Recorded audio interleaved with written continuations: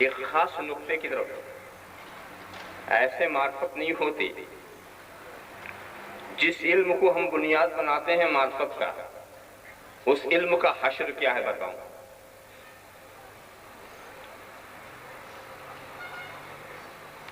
دیکھو، علم کی دو قسمیں ہیں، میں جس نہج سے تقسیم کر رہا ہوں وہ آپ پر واضح ہوگا۔ ایک ہے علم عقلی اور ایک ہے علم حالی۔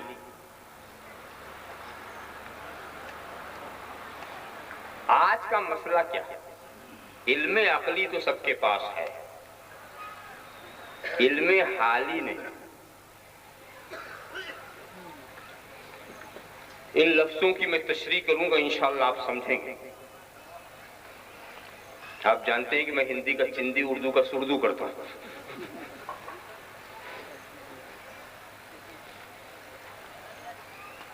علم عقلی وہ ہے جو آپ اپنی عقل سے اندازہ لگا لیں، بڑا یقینی علم ہوتا تھا۔ کہیں آپ نے دیکھا دھواں اٹھ رہا، آپ کی عقل نے فیصلہ کیا وہاں آگ موجود ہے،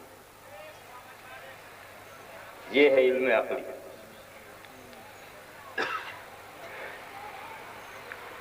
آپ نے دھوپ دیکھی، فیصلہ کر دیا سورج نکل آیا، یہ ہے علم عقلی۔ تو بڑا مضبوط علم ہوتا ہے یہ بھی، مگر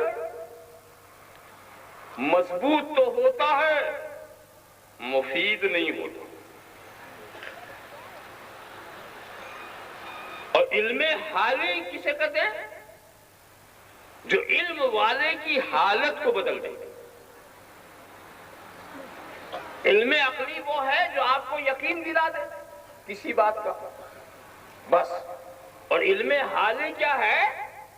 جو آپ کی حالت کو بدل دے، آپ کے حال پر جو اثر انداز ہو، وہ علم حالی۔ مثال کے طور پر، ہر شخص کو اپنی موت کا یقین ہے کہ نہیں ہے؟ کسی کو نہ ہو تو ہاتھ اٹھا کے بتائے۔ سب کو مرنا ہے نا، کوئی شبہ کوئی شک،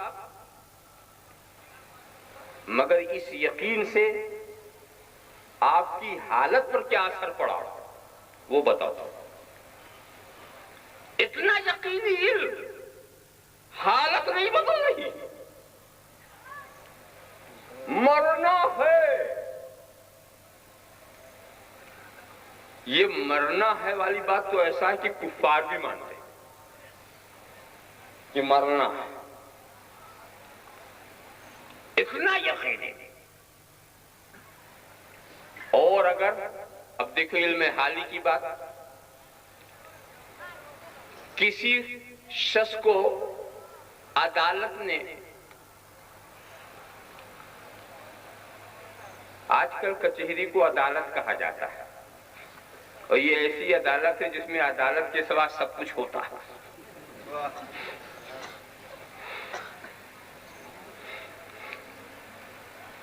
تو کسی جج نے سزائے موت دے دی، سزائے موت دی اور کہا 1 ہفتے کے بعد اس کو پھانسی دے دی جائے۔ حکم ہو گیا، 1 ہفتے کے بعد پھانسی ہوگی، حالت آج ہی سے بدل رہی ہے۔ دیکھیے موت کا علم اس کے ہوا نا کہ ہفتے کے بعد اسے پھانسی دی جائے گی، اس کی حالت بدل رہی، کھانا پینا چھوٹ گیا، بھوک اڑ گئی، نیند اڑ گئی، نہ سونا اچھا لگتا ہے، نہ کھانا اچھا لگتا ہے، نہ تفریح اچھی لگتی ہے۔ اور یہ علم کیسا ہے؟ یہ ایسا علم ہے کہ اس کے خلاف بھی ہو سکتا ہے۔ 1 ہفتے کی جو سزا ہے وہ منسوخ بھی ہو سکتی ہے، مرثی اپیل کرو تو معافی بھی ہو سکتی ہے کہ نہیں؟ اور وہ موت والا علم جو ہے وہ نہیں چلے گا، موت اپنے وقت سے نہیں چلے گی، تو یہ موت، یہ علم یقینی نہیں ہے، ہو سکتا ہے اس کے خلاف ہو جائے، مگر یہ علم حالی ہے، یقین کے لحاظ سے کمزور، اثر کے لحاظ سے زوردار۔ اس کا اثر زوردار ہوتا ہے۔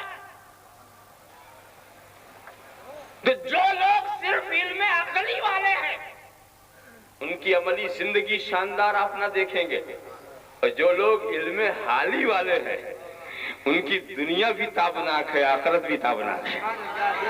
علم حالی والے ہر وقت ایسا انہیں محسوس ہوتا ہے کہ موت ابھی آئے گی، ابھی آئے گی، ابھی آئے گی، ہر وقت انہیں ڈر لگا رہتا۔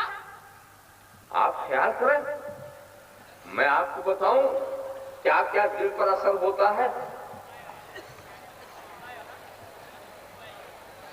اگر میں آپ سے کہوں یا آپ کسی جگہ گئے مہمان بن کر کے، بہت تھکے ماندے تھے، سونے کو جی چاہ رہا تھا، 3 دن کے جگے ہوئے تھے، میزبان نے بھی خوب اچھے کمرے میں آپ کا انتظام کر دیا، گدے لگا دیے، ایئر کنڈیشنر چلا دیا، ماحول سونے کا بنا دیا، مگر جاتے جاتے یہ کہہ گیا کہ ذرا آپ آرام سے سوئیے، مگر وہ جو سوراخ ہے نا اس میں سے کبھی کبھی ایک سانپ نکل آتا ہے، اور دروازہ بند کر کے وہ چلا گیا۔ اب کیا ہوا؟